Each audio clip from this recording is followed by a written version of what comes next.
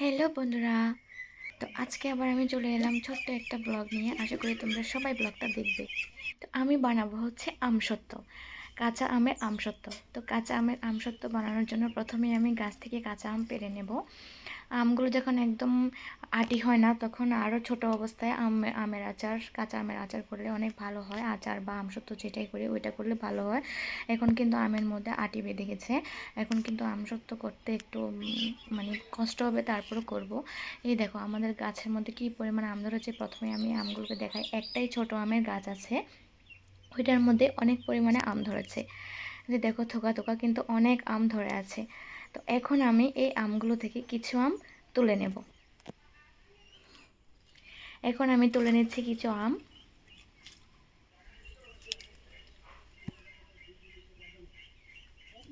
কত সুন্দর আম হয়েছে দেখো। এগুলো পাকলে কিন্তু খেতে অনেক মজা, মানে অনেক টেস্টি লাগবে। এগুলো কিন্তু পাকতে পাকতে আষাঢ় মাস চলে আসবে, মানে বর্ষাকাল চলে আসবে পুরো। এগুলো এত তাড়াতাড়ি পাকে না। তো যেগুলো আমাদের দেশি আম ওইগুলো কিন্তু তাড়াতাড়ি পেকে যায়, বৈশাখ জ্যৈষ্ঠ মাসে পেকে যায়। তো এগুলো একটু দেরিতে পাকে। দেখো এখানে এক থোকা আমে কতগুলো আম আছে। বাহ,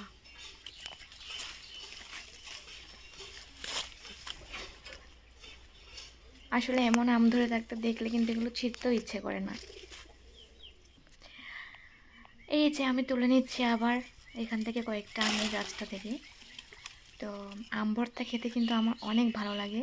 পাকা আমের থেকেও কাঁচা আমটা বেশি পরিমাণে আমি খাই। পাকা আম আমার অতটাই ভালো লাগে না, কিন্তু কাঁচা আমটা আমার ভীষণ প্রিয়। তো যাই হোক, এখন আমি বেশি করে আম তুলে নেব। প্রায় 2 কেজি, 3 কেজি মতো আম তুলে নেব। এই যে তুলে নিলাম আমি অনেকগুলো আম। এখন আমি আমগুলোকে ভালো করে ধুয়ে আনবো। এই যে আমি আমগুলো ধুয়ে নিয়ে চলে এলাম। এখন আমি এগুলোকে কেটে ছোটো ছোটো স্লাইস করে টুকরো করে নেব। এই দেখো এই আমগুলোকে আমি ছোটো ছোটো করে কেটে, যতটুকু পেরেছি কেটে ছোটো ছোটো করে নিয়েছি।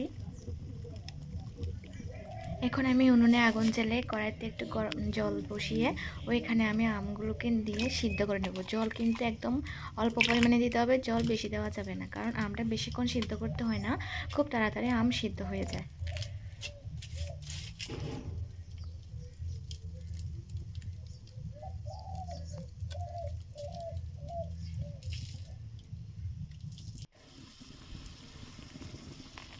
এই যে আমগুলো ফুটছে অল্প অল্প, জালটা একটু বেশি করে দিয়েছি আমি, চুলার জালটা।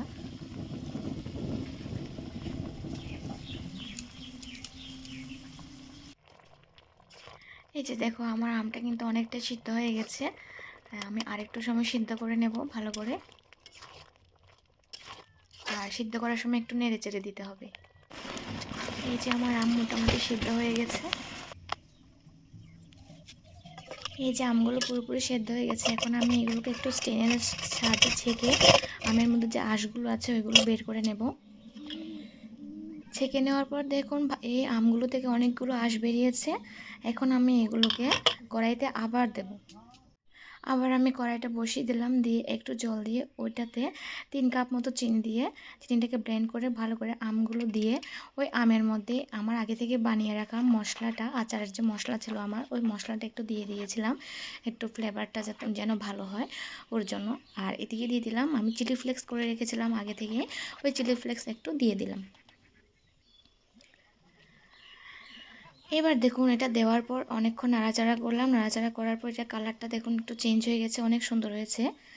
তো আপনারা চাইলে কিন্তু এটার মধ্যে ফুড কালার ইউজ করতে পারেন, কিন্তু আমি ফুড কালার ইউজ করিনি, কারণ ফুড কালারটা আমার কাছে ভালো লাগে না। তো এখন আমি একটা না অনেকগুলো থালার মধ্যে এগুলোকে ঢেলে নেব। একদম পাতলা করে দেবো, এগুলো বেশি মোটা হবে না, যেহেতু এটা কাঁচা আমের আমসত্ত্ব আমার কাছে পাতলাই ভালো লাগে, বেশি মোটা আমসত্ত্ব আমার কাছে ভালো লাগে না। এখন আমি একটা একটা করে সবগুলো থালার মধ্যে আমসত্ত্বগুলো নিয়ে নেব।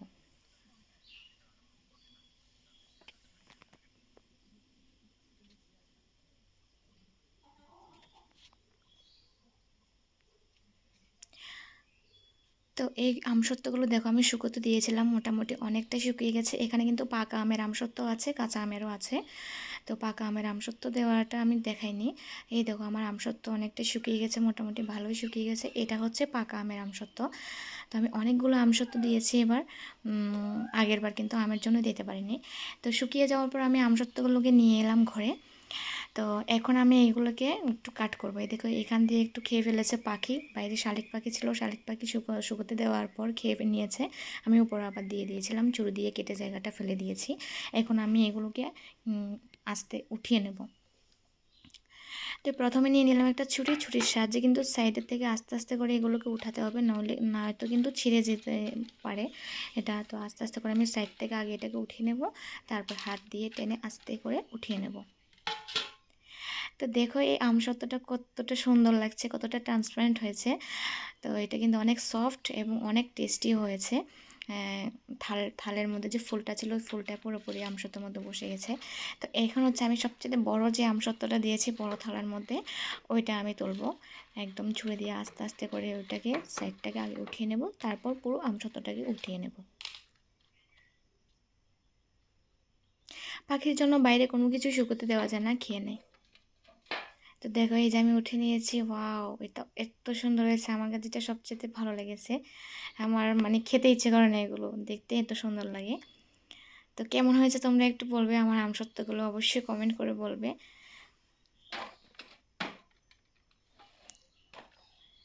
তো এখন যে বাকি আমসত্ত্বগুলো আছে ওইগুলো আমি এখানে একটু দেখো, আমার বোনের ছেলে আঙুল দিয়ে কি যেন করে দিয়েছে। তো আমি এখানে আরেকটা আমসত্ত্ব দেখাচ্ছি, একদম ছোট যে আমসত্ত্বটা ছিল ওইটা দেখাচ্ছি। সবগুলো উঠিয়ে আমি কাটিনি, এগুলো আমি একটা বড় ডিবির ভিতরে ঢুকিয়ে রেখেছি, পরে কোনো সময় খাবো কেটে কেটে। তো এখন দেখো একটু টেস্ট করে দেখছি কেমন হয়েছে। বাহ, দারুণ টেস্টি হয়েছে, তোমরা অবশ্যই বলবে।